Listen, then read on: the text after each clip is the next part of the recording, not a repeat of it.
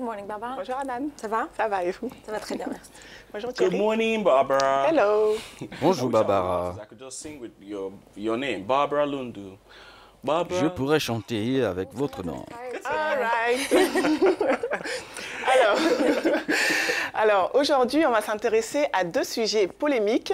On commence tout de suite avec ce scandale qui secoue Hollywood, à moins d'habiter sur la planète Mars. Vous avez sans doute entendu parler de cette polémique autour d'Harvey Weinstein, ce célèbre producteur américain qui est accusé de harcèlement sexuel et même de viol par des dizaines de femmes, qu'elles soient anonymes ou actrices, comme Angelina Jolie, Lupita Nyong'o pour ne citer qu'elle, parce que la liste est bien trop longue. Alors cette affaire de harcèlement sexuel n'est pas propre à Hollywood. Au Nigeria aussi, le harcèlement sexuel pose problème à Nollywood, deuxième industrie cinématographique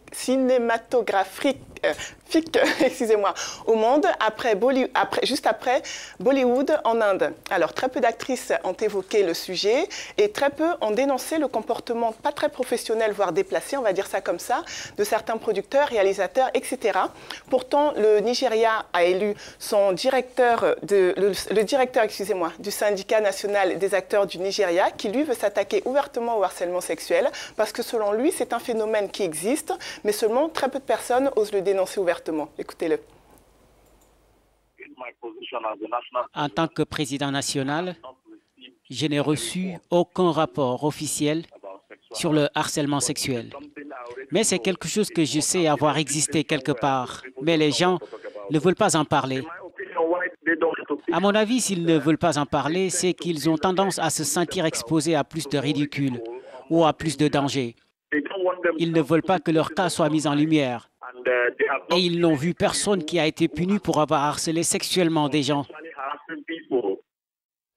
Alors, une des déclarations qu'il a faites, une de ses premières déclarations lorsqu'il a pris son poste en septembre dernier, c'était, comme je vous l'ai dit, qu'il voulait s'attaquer au harcèlement sexuel. Il nous explique comment il compte s'y prendre. Écoutez.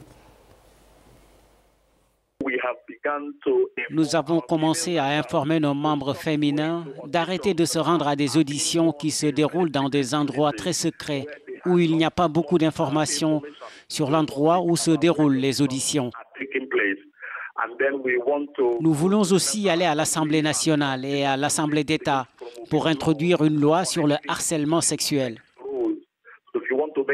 Si vous voulez faire un film, vous n'avez pas besoin de demander aux jeunes filles de vous donner leur corps avant de les faire jouer. Donc, lorsque vous êtes attrapés, nous devrions avoir des lois pour ces problèmes.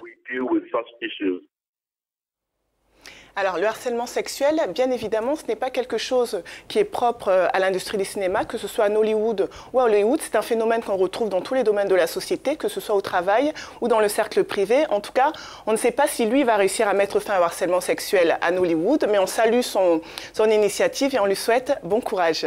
On passe au deuxième sujet polémique, c'est de la photo. Ça s'est passé dans un musée en Chine et c'est une exposition qui officiellement voulait montrer l'harmonie qui existe en Afrique entre l'homme et la nature.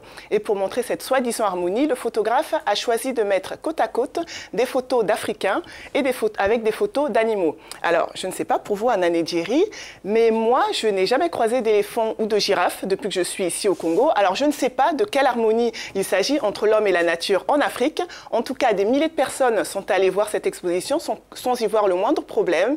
Il a fallu que la communauté africaine de Chine se mobilise pour que les organisateurs se décident finalement à mettre fin à cette exposition.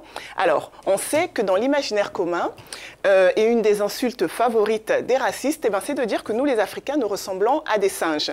On l'a vu aussi avec certains cas dans des stades de football, où des footballeurs noirs étaient accueillis avec des cris de singes, où certains supporters leur lançaient même des bananes. Et donc, cette association qui a fait cette exposition entre Africains et animaux, c'est très grave, parce que c'est ce genre d'idées qui ont conduit à des théories sur la hiérarchie des races, sur l'esclavage. Vous n'êtes pas des êtres humains, donc on peut vous vendre comme des animaux ou comme de la marchandise. Et ça a même conduit à l'existence de zoos humains en Occident.